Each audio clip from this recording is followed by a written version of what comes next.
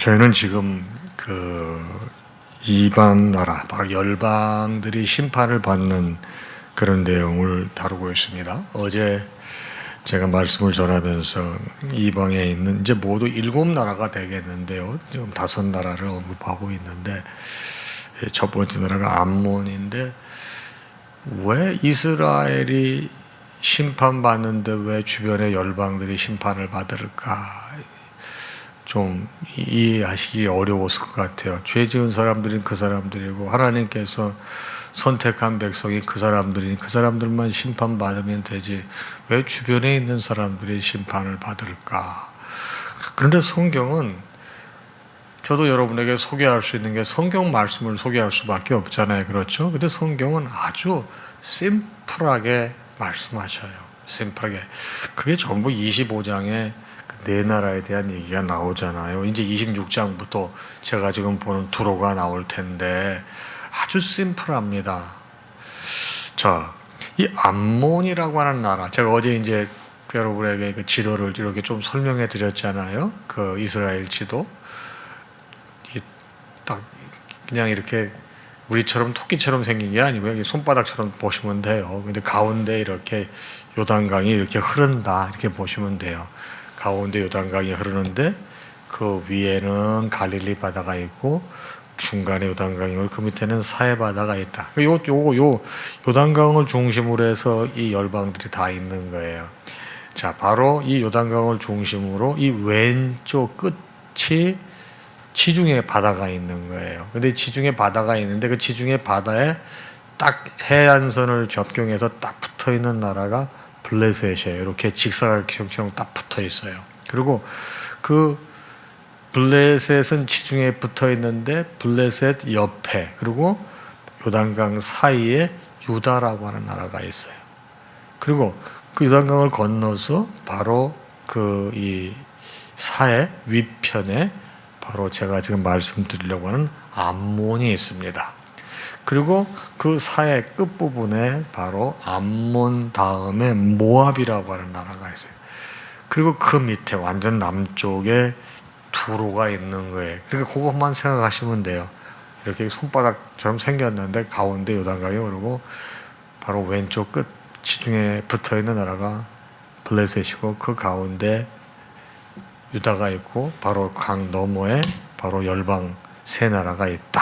자, 그러면 왜 이 주변에 있는 나라들이 왜 심판을 받느냐? 이게 사실은 우리하고 직결되는 말씀이에요. 이 말씀을 우리가 역사적 사실도 중요하지만 역사적 사실로만 존재하면 무슨 의미가 있겠어요? 여러분, 역사를 공부하는 이유는 뭐예요? 역사의 공부 목적은 우리 좋은 역사는 계속 계승 발전시켜야 되지만 바람직하지 못한 역사를 우리가 가졌다고 하면 그 역사를 반면 교사를 삼아서 그러한 전철이 되풀이 되지 않도록 하는 것이 역사를 공부하는 목적이거든요.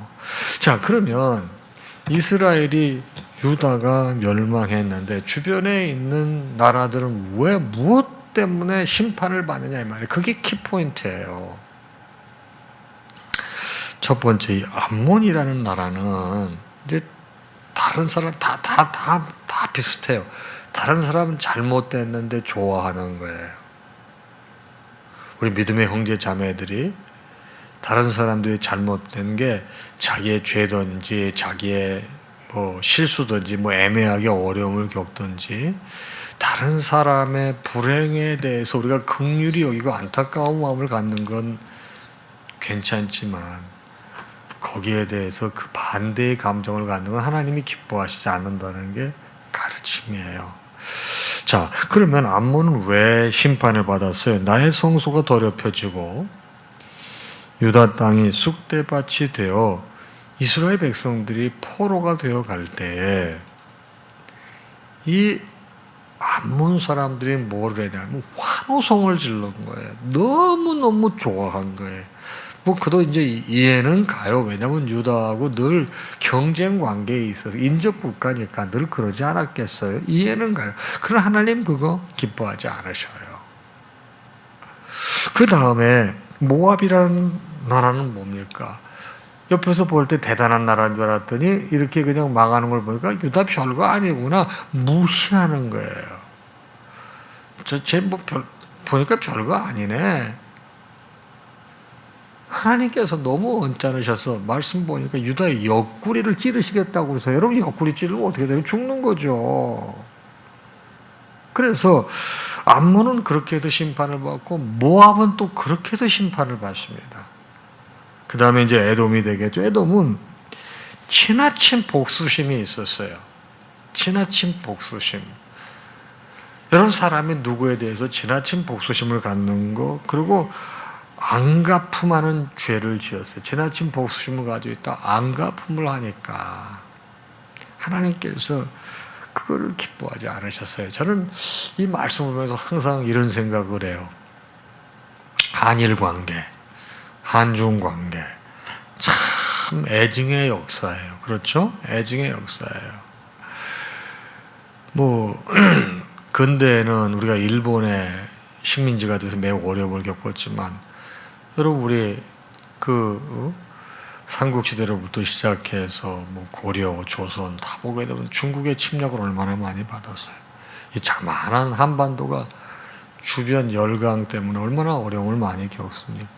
근데 참 요즘엔 일본과의 관계, 참 일본은 참 가까이 하기엔 너무나 먼 당시고 이 국민적 감정이 참 불편해요. 근데 신앙적으로 한번 보자고요. 자, 일본도 우리 싫어하고 우리도 일본 싫어하고 무슨 유익이 있어요? 잘 생각해 보자고요. 이게 신앙적으로 우리 한번 생각해 볼 필요도 있는 거예요. 여러분 신앙적으로는 과거에 매여요. 미래지향적이에요. 예수님께서 우리의 모든 죄를 다 용서하셨거든요. 사실은 과거에 매이면 사람은 한 발자국도 앞으로 못 가는 거예요. 근데 양국의 지도자들이 서로 국민 감정을 정치에 이용하는 거예요. 그게 참 답답합니다. 우리 신앙생활 할 적에 우리 정치 지도자들을 마귀라는 표현을 하는 건 절대 아니에요. 오해하지 마세요. 근데 사탄 마귀는 자꾸만 우리를 과거로 회귀하게 만들어요, 안 만들어요? 내가 그럴 줄 알았어. 네가 그러면 그렇지. 내가 네 본성을 아는데 하면서 옛날에 과거에 부족한 나를 자꾸 보게 만들어서 영적으로 다운되게 만들잖아요. 네. 근데 이 에돔이라는 나라 지나친 복수심을 갖고 과거로부터 탈피를 하나님 그거 심판하시는 거예요. 저기 지도. 고마워요. 잘 만들어줬네. 네. 고맙습니다. 좀 더 크게 만들어 보세요. 내 얼굴 안 나와도 괜찮아요. 크게 좀 만들 수 있어요? 더 잘 보이게. 그게 참 안타까운 거예요. 네. 그 다음에 이제 이 블레셋은 뭡니까? 이 블레셋 사람들은 저기 보이죠? 블레셋 사람들은 저기 이제 북이스라엘과 남유다가 나오잖아요. 그렇죠? 그러니까 그 블레셋은 이제 왼쪽 지중해에 붙어 있는데 블레셋 사람들은 지독한 앙심을 품고 유다라는 나라를 멸망시키기 위해서 꾸준하게 공격한 나라예요. 오랫동안 괴롭힌 거예요. 가장 이스라엘 백성을 집요하게 괴롭혔던 족속이 어디죠? 블레셋 족속이에요. 그러니까 하나님께서 그들을 진짜 너무 나쁘게 모시는 너무 악랄한 수단을 다 쓰신 거죠. 쓴 거죠. 블레셋 사람들이. 그러니까 우리도 여러분 좀 깊이 생각해야 될 게 뭐냐면 오랜 기간 동안 지나친 앙심을 품고 계속 하는 거 한번 생각해 볼 필요 있어요. 왜? 그럼 내가 자유롭지 못해요. 내가. 누구하고 불편해 보세요. 여러분 자유로우세요? 누구 미워해 보세요. 여러분 평안하세요? 절대 그렇지 않아요. 네. 자, 오늘 말씀은 뭐냐면 두로군요. 두로는 그러면 왜 심판을 받았냐? 어제가 같은 내용인데 같은 내용에 두로는 뭐냐면 잘 됐다. 이제 길목상권을 잡고 있던 도성이 박살났으니 이제 그가 하던 사업이 모두 내 차지다. 상대방의 불행을 자기의 행복으로 간주한 것, 하나님이 그걸 심판하신 거예요. 그래서 두로가 26, 27, 28, 29 네 장에 걸쳐서 이 네 나라는 한 장에 이렇게 했는데 네 장에 걸쳐 두로에 대해서 심판하는데 하나님께 두로를 어떻게 심판하십니까?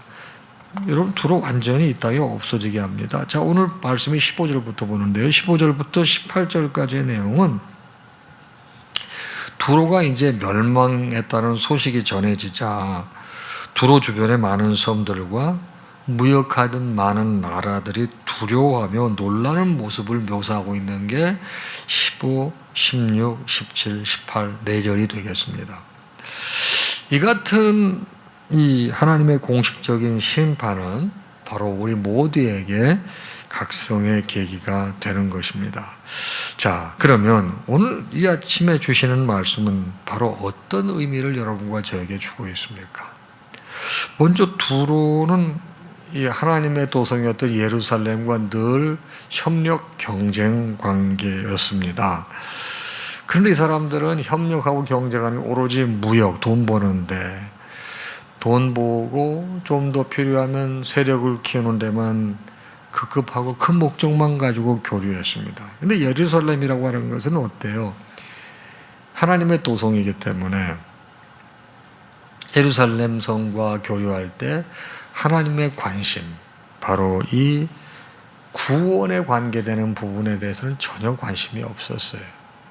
그런데 이런 나라가 어떻게 돼요? 하나님께서 오로지 돈에만 관심이 있으니까 예루살렘 망해서 좋다고 그러니까 책임을 물으시는 거죠. 이 사람들은 구원이라고 하는 건 자기네 유익에 별로 도움이 안 된다고 생각하는 거예요. 오늘 아침 이 말씀 여러분과 제가 어떤 질문을 합니까? 내 유익에 도움이 되지 않는다고 무관심한 태도로 대하고 있는 혹시 주변에 형제 자매들이 있냐 이 말이에요.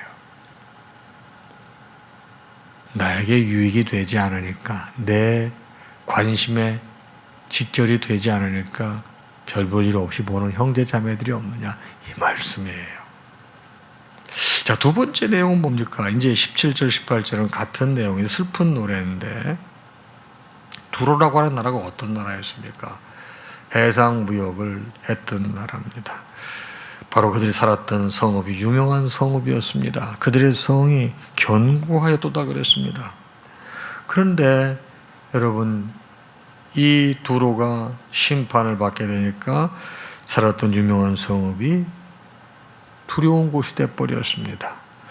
그리고 견고하였던 곳이 멸망하였습니다. 다 이런 얘기는 뭐예요? 이제 old story가 된 거예요. 과거의 얘기, 옛날 옛적 얘기가 되고 만 거예요. 이건 바로 뭐예요? 아무리 지금 내가 지키고 소중하게 여기는 것도 하나님께서 붙잡아 주시지 않게 들어가면 그때면 이 흘러간 옛 얘기가 되는 거예요. 장차 흔적도 없이 사라져버릴 것들이 그런 것들이에요. 그러기에 우리가 부귀영화, 여러분 부귀영화 중요한 겁니다. 그러나 이것이 내가 사는데 필요할 정도면 되는 것이지, 이것이 내가 신앙생활하는데 짐이 되고 장애가 되고 방해가 된다고 할 때 그것이 결코 바람직한 것이겠습니까? 이 부귀영화라는 건 내가 이 땅에서 하나님께서 나를 됐다고 부르시게 되면 아무 가치가 없는 겁니다. 그래서 이런 부귀영화, 뭐 알량한 권세, 이런 거의 목적과 여러분 다 지나면 없어지는 것들이에요. 그렇습니다. 내가 사실은 가장 중요한 게 죽어가는 사람이 구원받는 거예요. 사람을 살리는 것만큼 소중한 게 어디? 절대 가치가 그거 아니겠습니까? 근데 그것보다 내가 사실은 더 가치를 두고 있는 게 뭔가? 혹시 바로 이 알량한 한 주먹거리도 안 되는 이런 권력이라, 부귀영화가 사람 살리는 것보다 더 내가 우선하고 있는가? 한번 볼 필요 있지 않습니까? 내가 더 많은 재물을 얻겠다고 사람 죽여가면서까지, 짓밟아가면서까지 이거 해야 될 필요가 있겠냐 이 말이에요. 내가 권력을 잡겠다고 수단과 방법을 가리지 않고 그 사람과 가족을 다 매도시키면서까지 해야 될 필요가 있느냐 이 말이에요. 세상 사람들은 그렇게 할 줄 모르지만 여러분 말씀은 그렇게 안 가르쳐요. 마지막 가르침은 황폐한 성읍이에요. 자, 두로는 제가 해변 국가라고 했습니다. 바다가 어떤 거였어요? 그 사람들은 바다가 여러분 자기들의 힘이었어요. 바다를 통해서 크게 성장했으니까. 부를 축적하게 만들고 자기들 강력한 세력을 얻게 되는 근간이 바다였습니다. 번영을 이루는 근원이 바다였습니다. 그런데 어떻게 됐습니까? 오늘 말씀에 보게 되면은 바다가 두로를 덮어버려요. 자기들의 힘이 되었던 것이 뒤집어져서 무기가 되는 거예요. 부메랑이 되는 거예요. 이건 뭐예요? 두로가 바다를 믿고 의지했잖아요. 그 하나님의 심판이 임하는데 바다를 통해서 심판이 임해요. 여러분, 내가 믿고 의지했던 것이 무엇입니까? 여러분, 내가 믿고 의지했던 것이 도리어 부메랑이 돼서 화의 통로가 될 수 있다는 것. 여러분, 내가 믿고 의지할 분은 주님 한 분인 거죠. 주님 외에 믿고 의지할 건 사람은 사랑의 대상이요. 그러나 신앙의 대상은 오로지 하나님 한 분밖에 없어요. 내가 믿고 의지할 것. 여러분, 역사를 통해 보세요. 동서고금을 막론하고 다 절대 권력이 가장 가까운 측근에 의해서 시해되고 살해되고 어려움 겪는 거 우리 많이 알잖아요.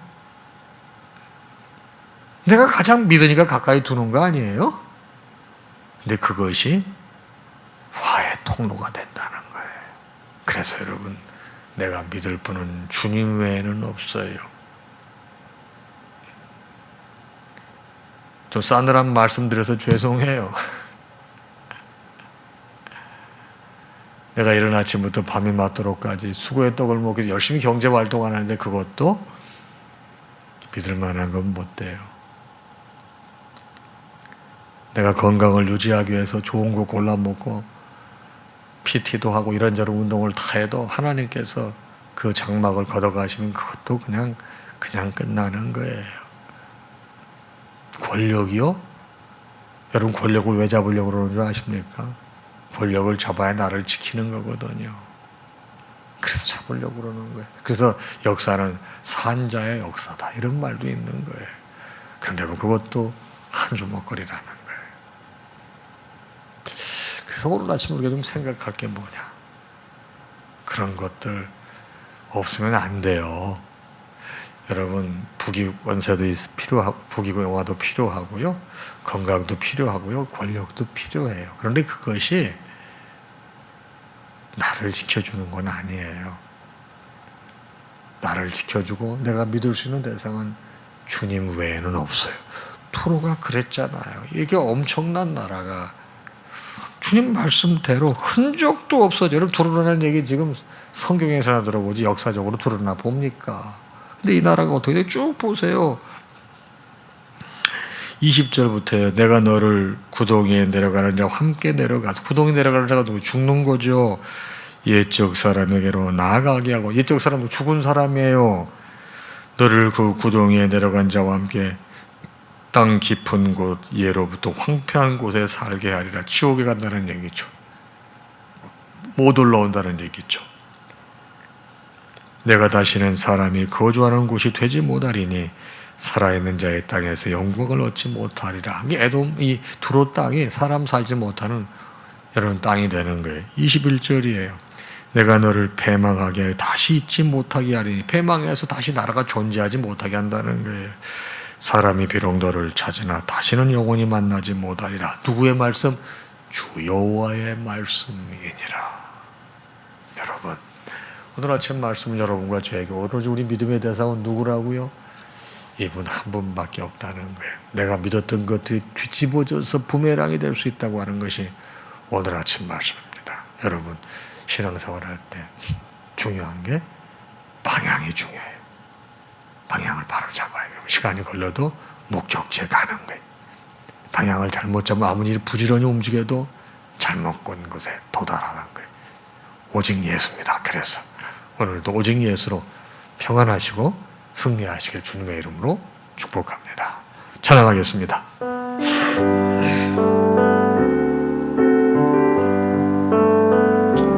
모든 영광 하나님께,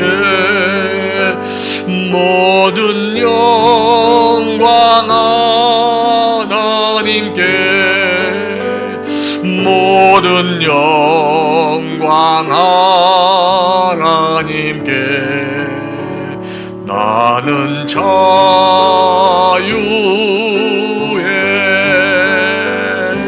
마라나타 주 오신다. 마라나타 주 오신다. 마라나타 주 오신다. 나는 자유의.